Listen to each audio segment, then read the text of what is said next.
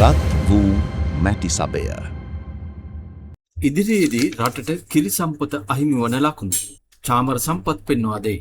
ඉදිරියේදී රටට කිරි සම්පත අහිමි වන ලකුණු පෙන්눔 කරන බව පාර්ලිමේන්තු මන්ත්‍රී චාමර සම්පත් පවසයි. කිරිගොවින් ඝාතනය කිරීමේ ප්‍රවණතාවක් දක්නට ලැබෙන බව ඔහු මේ බව සඳහන් කළේ අද පාර්ලිමේන්තුව හමුවේදී. මාදුරුවය රක්ෂිතය සහ ලාහුගල ඇතිමොලේ රක්ෂිතවල මං හිතන්නේ හරක් විශාල ප්‍රමාණයක් කැලෑවලට ගිහිල්ලා තන බිම් වලින් කැලෑවල දාලා තන බිම් වලින් තමයි ආහාර ගත්තේ. දැන් අපේ රටේ කළු කතානායකතුමනි 70%ක් කිරිපිටි ආනයනය කරනවා. 30%ක් අපේ නිෂ්පාදනය වෙනවා. 70%ක් කියන්නේ අවුරුද්දකට 70%ක් කිරිපිටි වලට යනවා. හම්බන්තොට වරායට ගිය වියදම යනවා අවුරුද්දකට අපේ රටේ කිරිපිටි සඳහා. හැබැයි ගවයන් දැන් මේ වෙනකොට මාදුරුවය සහ රක්ෂිතවල නඩු දාලා වනජීවියකෙන් නඩු දාලා මේ වෙනකොට 90%ක් විතර හරක් මසට විකුණනවා.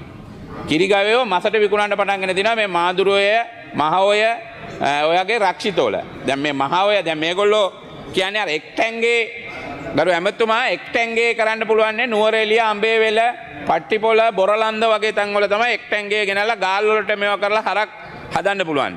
හැබැයි මේ රක්ෂිතවල හදන හරක් එක්ටැංගේ තියලා හදන්න බෑ. මොකද දැන් මේ දවස්වල වල් නැහැ.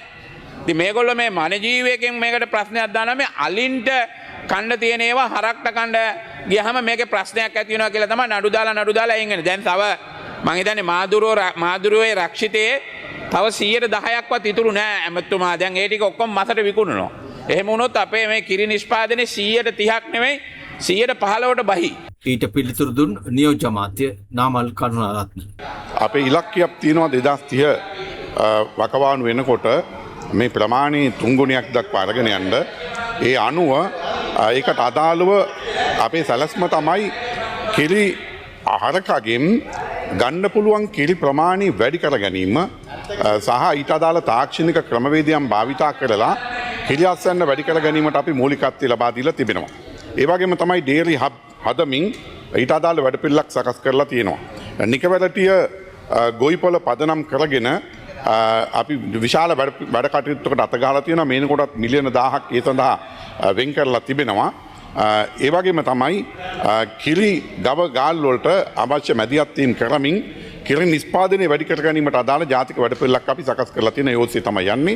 ඔබතුමා කියන කාරණේ ගත්තාම ওই ප්‍රදේශවල ගත්තොත් විශේෂයෙන්ම මොරාගල, හම්බන්තොට, අම්පාර ওই ප්‍රදේශවල තමයි මේ ප්‍රශ්නේ ගොඩක් තියෙන්නේ. නැගෙනහිර පළාතෙත් තියෙනවා ත්‍රිකුණමල ප්‍රදේශවල. ඇත්තරම මසට හදන හරක් තමයි ගොඩක් වෙලාවට වැඩිපුරම ඉන්නේ.